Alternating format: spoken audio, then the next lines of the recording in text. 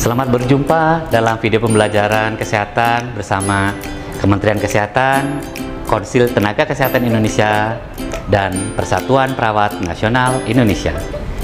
Perkenalkan, saya Singgi, mewakili Konsil Keperawatan, akan mengantarkan video pembelajaran mengenai suhu tubuh. Setelah melihat video ini, diharapkan kita akan memahami cara melakukan pengukuran suhu tubuh. Salam sehat. Selamat datang dalam modul pembelajaran SIEDU Nakes.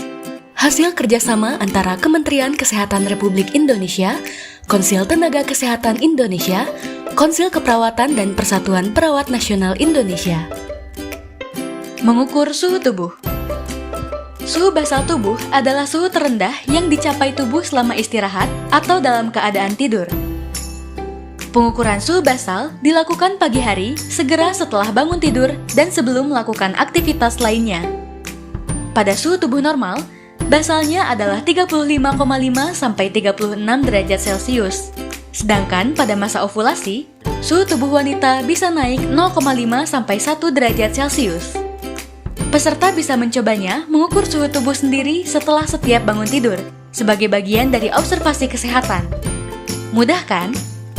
Setelah mengikuti modul pembelajaran ini, peserta mampu mengukur suhu tubuh sendiri dan orang lain sebagai awal kegiatan harian setiap pagi untuk memonitor kesehatan diri sendiri dan orang lain.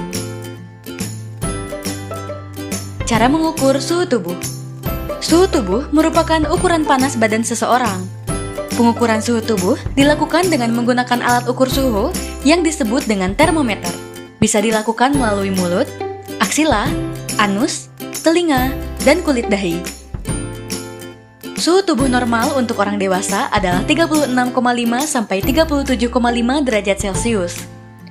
Suhu tubuh seseorang bisa berubah-ubah, biasanya dipengaruhi oleh aktivitas, makanan, konsumsi cairan, cuaca, dan jenis kelamin, terutama wanita pada saat mengalami masa subur.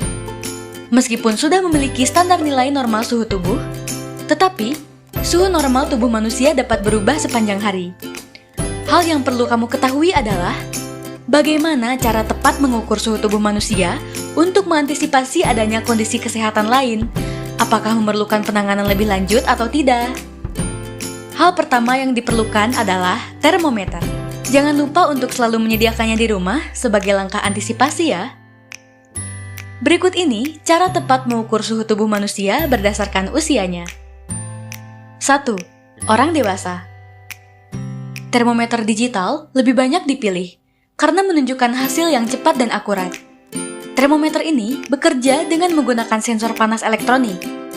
Penggunaannya dapat dilakukan dengan cara dijepit di aksila. Pastikan ujung sensor menyentuh kulit sila ya. Tahan selama beberapa saat hingga berbunyi. Bunyi ini menandakan jika hasil pengukuran suhu siap dibaca pada layar termometer. Selain di area aksila, pengukuran suhu dapat dilakukan di mulut. Caranya, dengan menahan termometer di bibir agar tidak jatuh. Tunggu hingga beberapa saat, hingga berbunyi. Setelah itu, kamu dapat melihat hasil ukur suhu tubuh melalui layar yang tersedia. Cukup mudah bukan? Jadi, selalu siapkan alat penting ini di rumah ya. 2. Anak-anak. Pada bayi dan anak-anak, mengukur suhu tubuh dapat dilakukan melalui anus.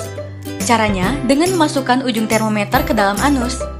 Cara ini biasanya dilakukan pada bayi yang berusia di bawah 3 tahun. Hal tersebut dikarenakan bayi dan anak-anak cenderung sulit untuk berdiam diri, walau hanya beberapa detik saja. Cara mengukurnya adalah dengan membaringkan bayi atau anak-anak dalam posisi tengkurap di atas permukaan darat. Kemudian buka celana dan renggangkan kedua kaki. Masukkan ujung termometer ke dalam lubang anus secara perlahan.